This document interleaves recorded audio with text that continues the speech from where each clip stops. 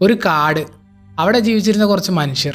സന്തോഷത്തോടെ ജീവിച്ചിരുന്ന അവർക്ക് വ്യത്യസ്തമായൊരു വിശ്വാസമുണ്ടായിരുന്നു. ആ കാടിന് നടുവിലായി ഒരു ഗുഹ സ്ഥിതി ചെയ്തിരുന്നു.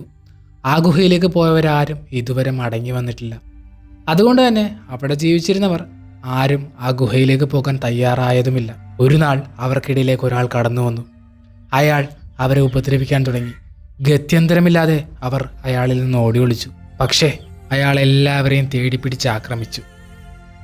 അയാളിൽ നിന്ന് രക്ഷപ്പെടാനായി ചന്ദ്ര എന്ന പെൺകുട്ടി ആരും കയറിയാൽ തന്നെ ഒരു തിരിച്ചുവരവില്ലാത്ത ആ ഗുഹയിലേക്ക് നടന്നെടുത്തു.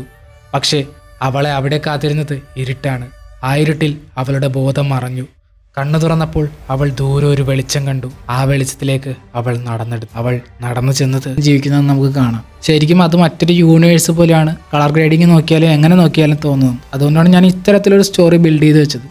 മേ ബി ഇതാകണമെന്നില്ല, മേ ബി ഇതാകാം. സോ നിങ്ങളുടെ അഭിപ്രായം എന്താണെന്ന് വെച്ചാൽ അത് താഴെ കമൻറ്റ് ചെയ്യുക. പിന്നെ ഈ ടീസറിനെ കുറിച്ച് പറയുകയാണെങ്കിൽ നല്ല ഹൈ ക്വാളിറ്റി റിച്ച് ഫ്രെയിംസ് ഉള്ള ടീസറാണ്. കളർ ഗ്രേഡിങ് ആണെങ്കിൽ അതിൻ്റെ അപ്പുറത്ത് നിൽക്കുന്നതാണ്. അതായത് നമ്മുടെ